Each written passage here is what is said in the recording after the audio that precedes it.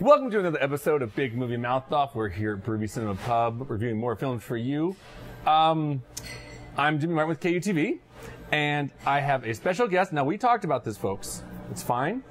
We're going to ease into this thing like an old man to a warm bath. Oh, hi. I'm Shannon Barnson from the Geekshow Podcast, and I am severely underqualified to be here.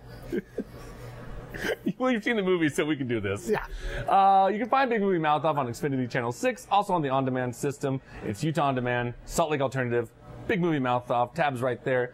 Movies, old, maybe you missed it. You know, maybe now they're on video on demand or on Blu-ray and DVD. I don't know if anybody watches DVDs anymore.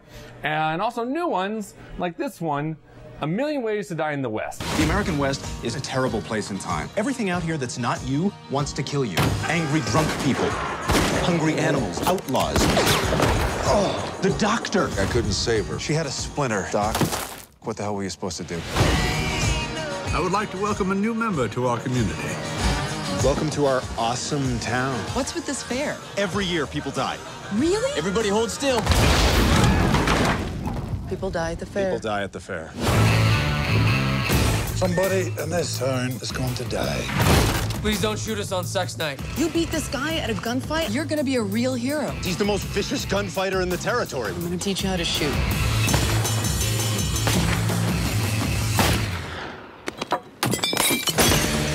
Seth MacFarlane, everybody knows him from Family Guy and American Dad, and we don't really like to mention Cleveland Show. No, we don't. No.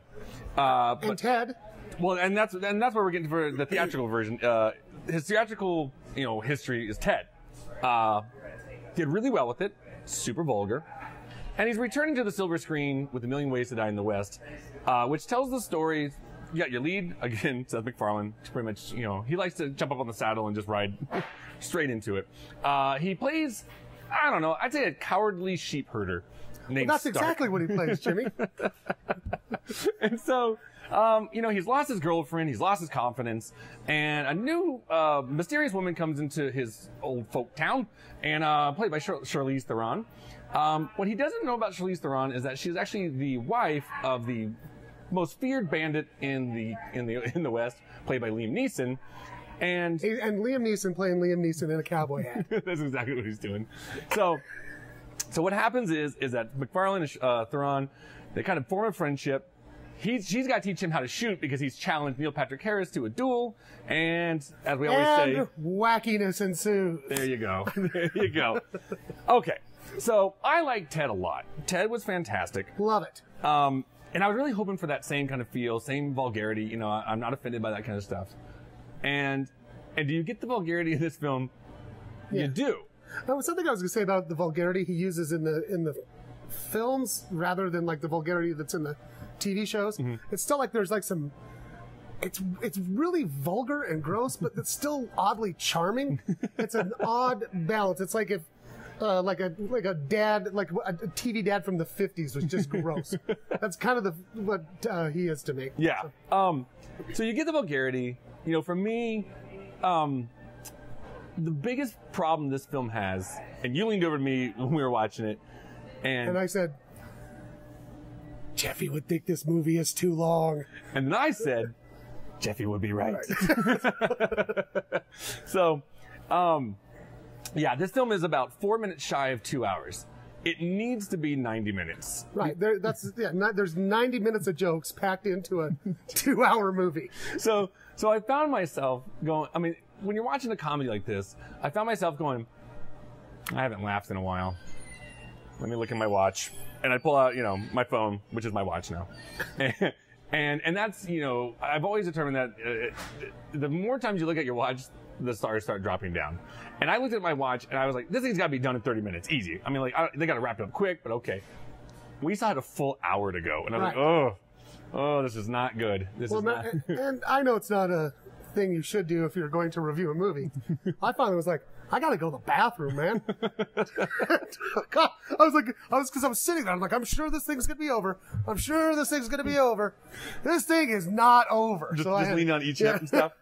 Well, the Brewery staff appreciates for your concern to their facility.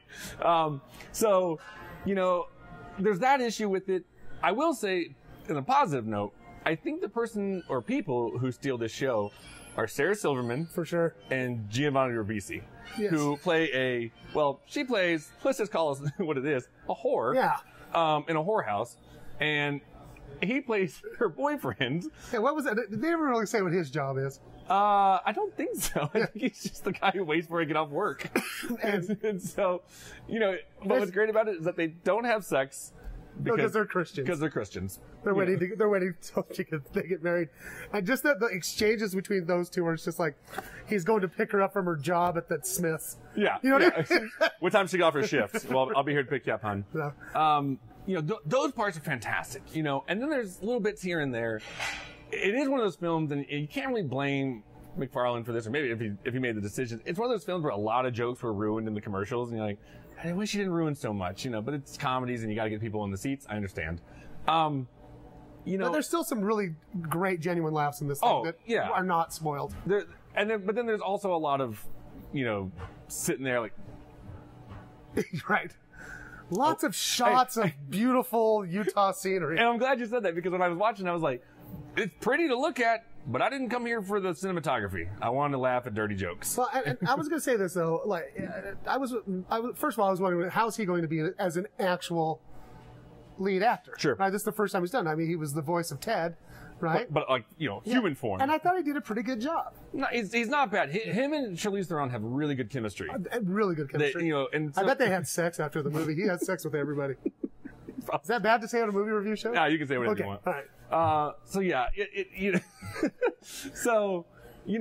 There's a lot of things that this film does have going for it, but a lot of things against it, and so it puts me right in that 2-star area.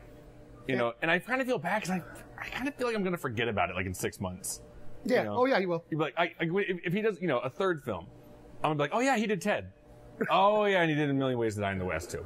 So I mean, and maybe it's just McFarlane. There's so many like monologues he goes on. Yeah. It's almost like a stand-up bit that he just wanted to squeeze into a Western. The thing is too, some of the jokes about the Old West, you can tell he really knows about the Old West. Oh, yeah. Or whoever the people he wrote this with, because Yeah. I don't know. I guess if you're into the Old West, this movie's gonna kill you. And I think with a lot of things he does, there is an appreciation for it, for that kind of paying homage to the Old West and old Western films. But even the opening of that thing is like da da da da da da. I mean, I don't know if you can hear it, but as we're recording it, because it is at Broovies right now, I can hear it playing back here by my head. So I'm like, oh, there it goes. They're starting. So yeah, 2 stars from me. I'm gonna 2.5 because I'm in love with Sarah Silverman. I love her. We just love each other. Well, when her name came up, he started squealing. So that'll do it for this episode of Big Movie Mouth Off. We thank you for joining us once again, and we'll be reviewing more films all summer long, and we'll see you next time.